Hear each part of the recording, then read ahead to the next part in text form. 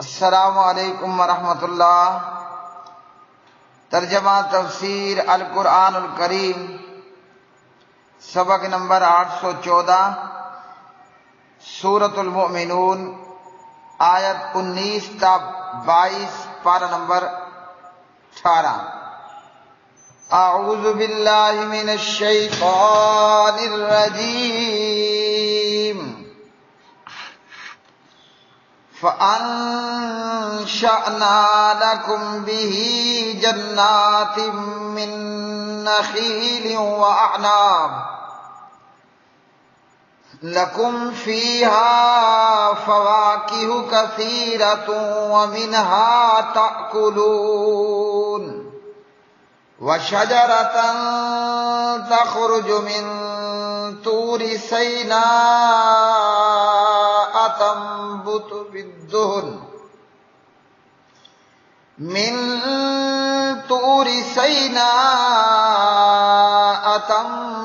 بِالدُّهْنِ وَصِبْغٍ لِّلْآكِلِينَ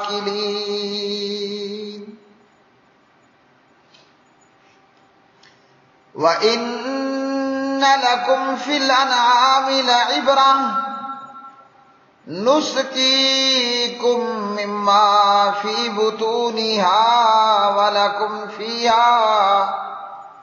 وَلَكُمْ فِيهَا مَنَافِعُ كَثِيرَةٌ وَمِنْهَا تَأْكُلُونَ وَعَلَيْهَا وَعَلَى الْفُلْكِ تُحْمَلُونَ۔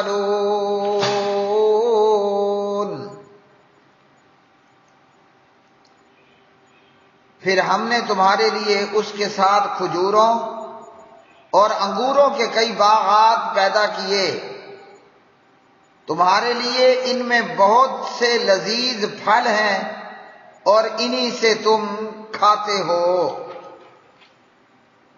اور وہ درخت بھی جو طور سینا سے نکلتا ہے،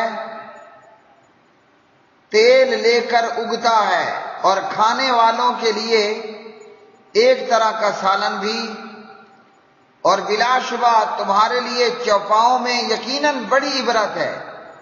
ہم تمہیں اس میں سے جو ان کے پیٹوں میں ہے پلاتے ہیں، اور تمہارے لیے ان میں بہت سے فائدے ہیں اور انہی سے تم کھاتے ہو، اور انہی پر اور کشتیوں پر تم سوار کیے جاتے ہو۔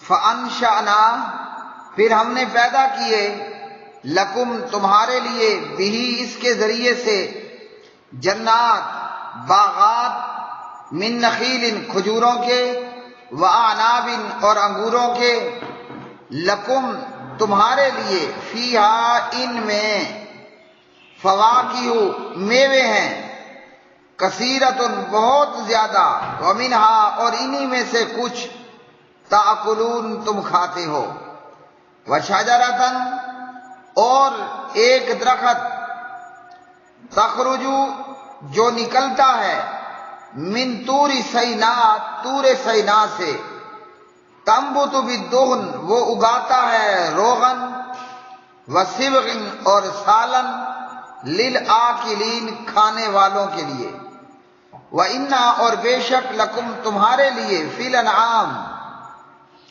چوپایوں میں، لعبرتن البتہ عبرت ہے، نسقیکم ہم پلاتے ہیں تمہیں، مما اس میں سے جو، فی بطونہا ان کے پیٹوں میں ہے، وَلَکُمْ اور تمہارے لیے، فیہا ان میں، منافع فائدے ہیں، کثیرۃ بہت زیادہ، ومنہا اور ان میں سے بعض کو، تأکلون تم کھاتے ہو، وعلیہا اور ان پر، وعلی الفلک اور کشتیوں پر، تحملون تم سوار کیے جاتے ہو۔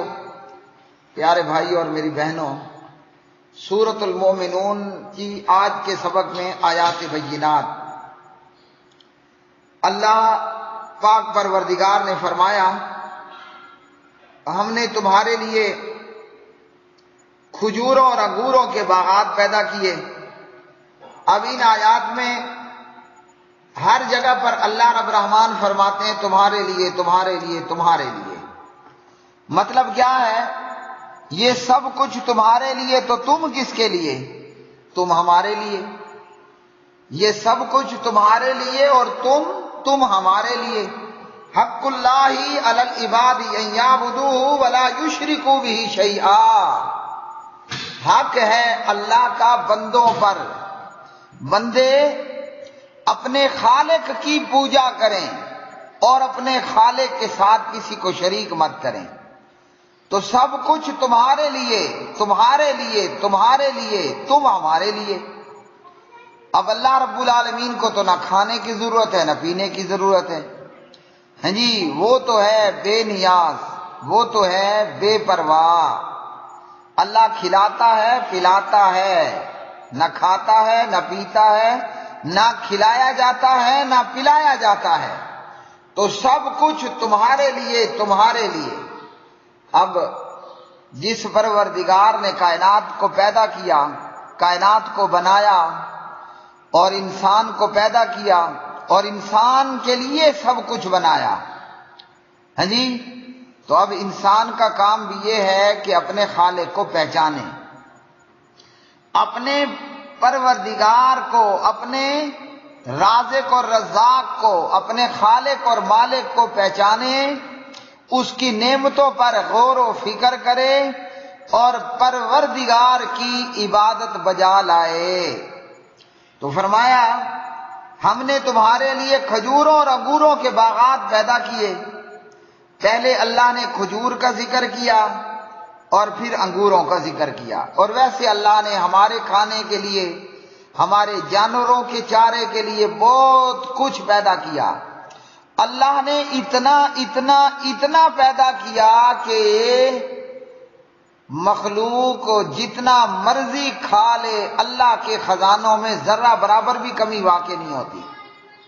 وہ ایسی عظیم ذات ہے، وہ ایسا الرزاق ہے، یہ اور اتنے اور اتنے اور ان سے کہیں زیادہ مخلوق آ کر کھائے پیے، اللہ کے خزانوں میں کمی نہیں ہونے والی۔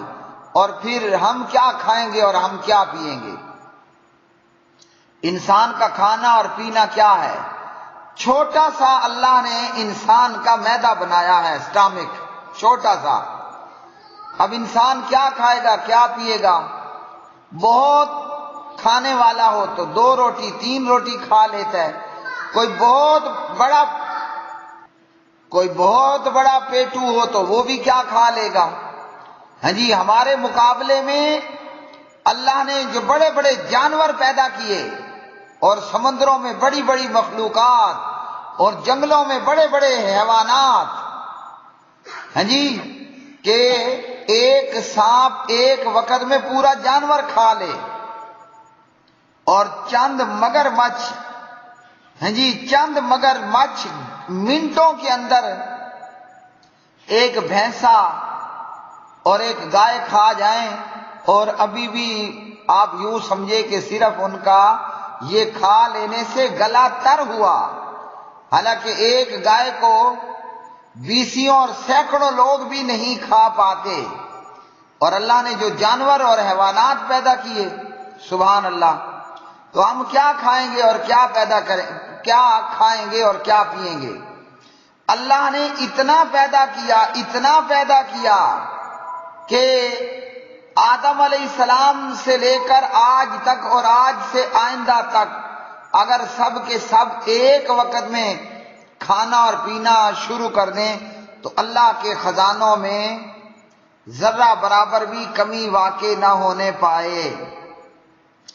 اور یہ بھی موت کے بعد زندگی پر دلالت کرنے والی چیز، جیسے کل بتایا، زمین مردہ، بارش کا پانی پڑا، اس مردہ زمین میں جان پڑ گئی۔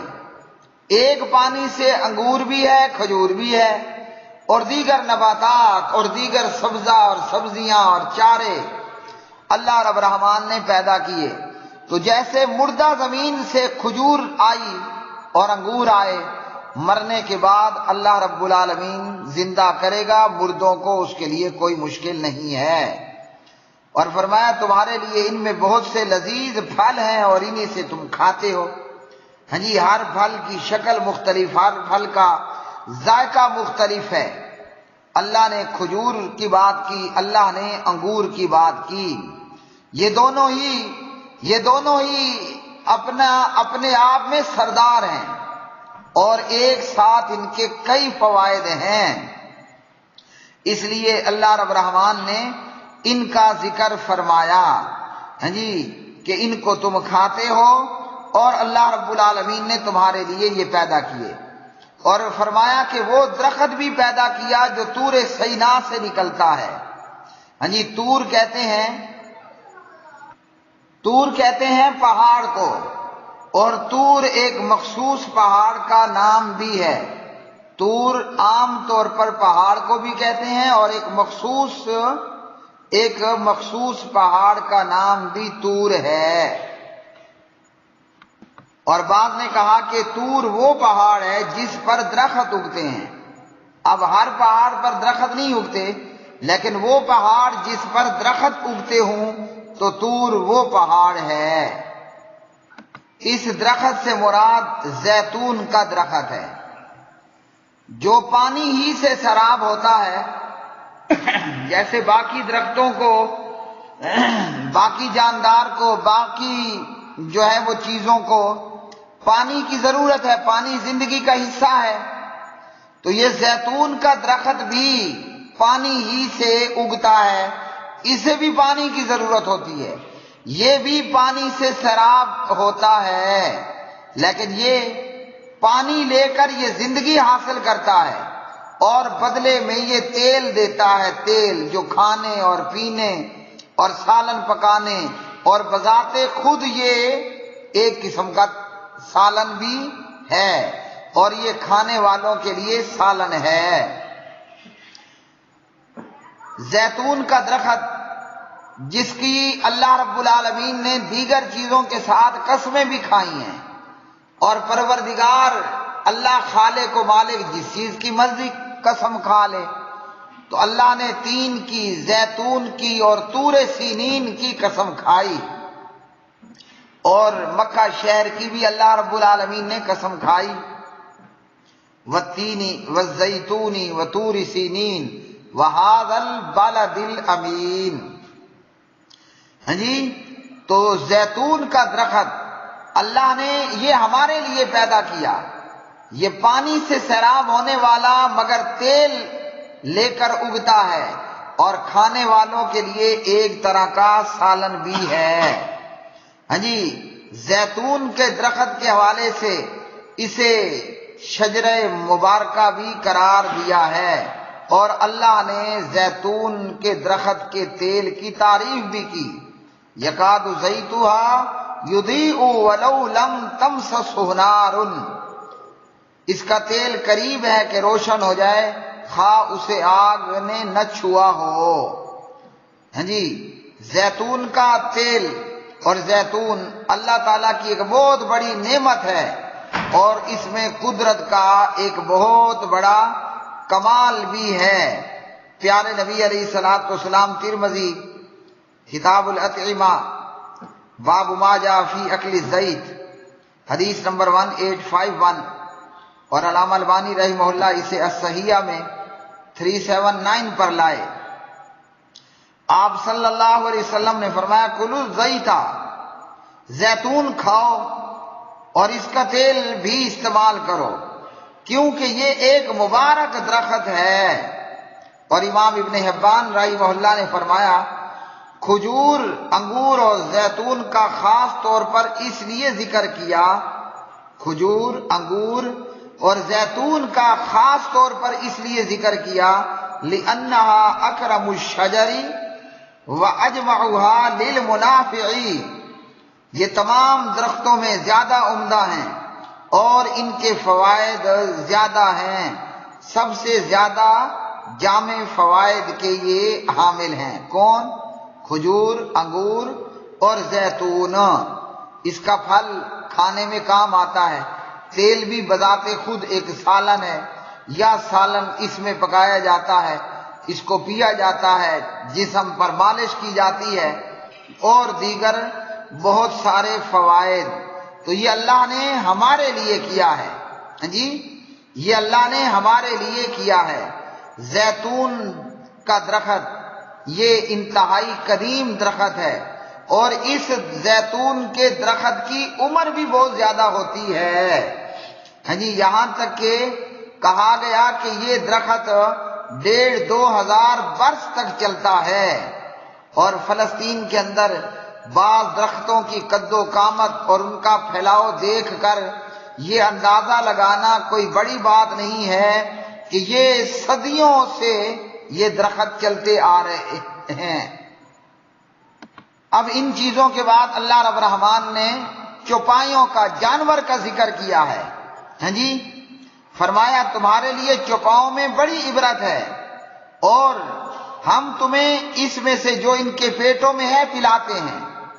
انسان مادہ حلال جانوروں اور چوپایوں کا دودھ استعمال کرتا ہے، یہ کون پلاتا ہے؟ یہ اللہ ہی پلاتا ہے نا۔ بندے اور سائنس کی یہ کمال تو نہیں ہے۔ من بین فرث و دم لبنا خالصا سائغا للشاربین،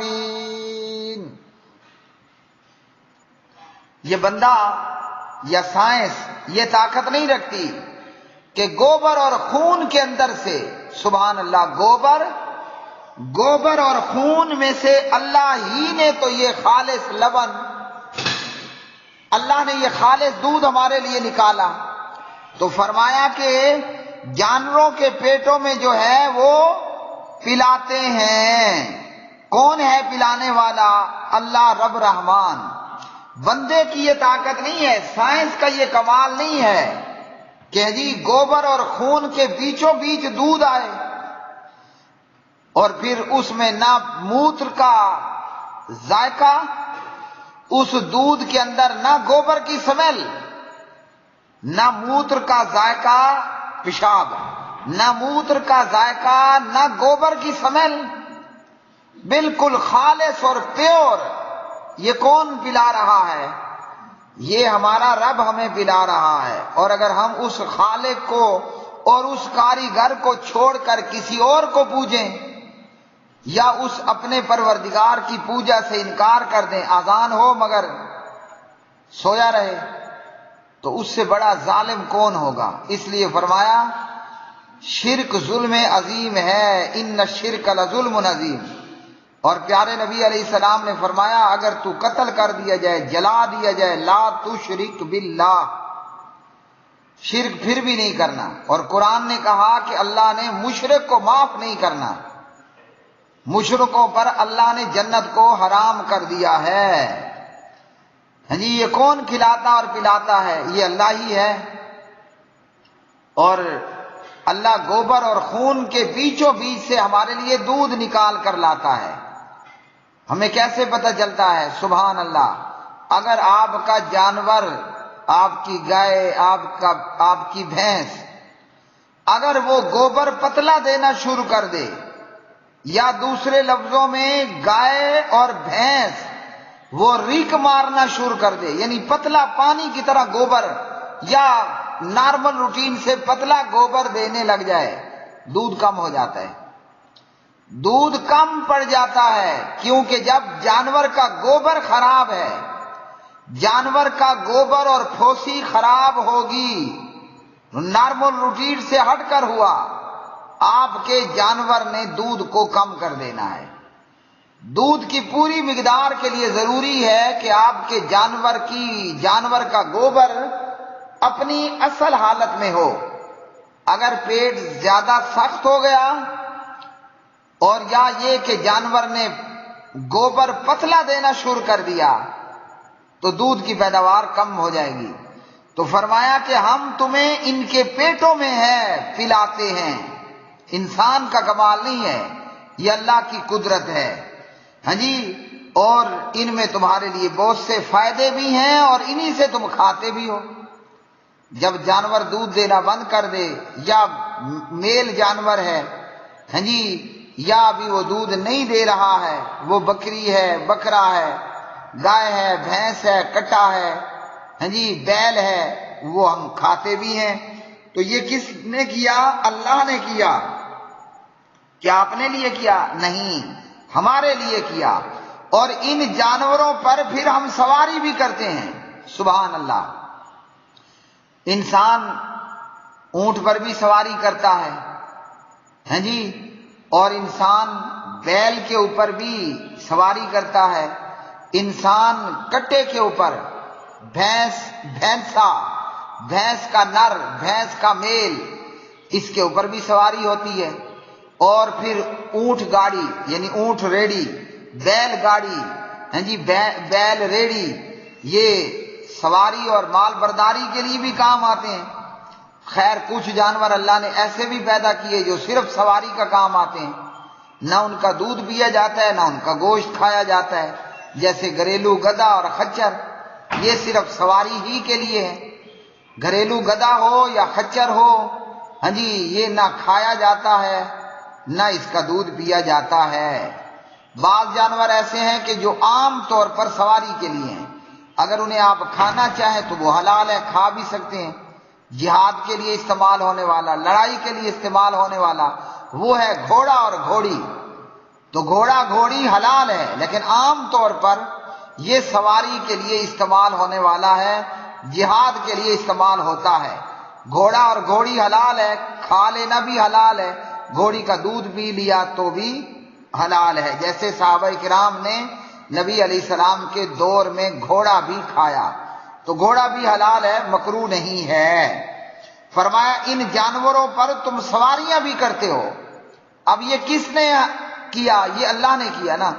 انسان کی مجال ہے کہ وہ اونٹ پر سوار ہو سکے، ہاں جی، انسان کی کمال ہے کہ وہ بیل اور بھینسے کے اوپر سواری کر سکے، یا مال برداری اور گھوڑا گاڑی یا بیل گاڑی یا اونٹ گاڑی بنا پائے اور استعمال کر سکے۔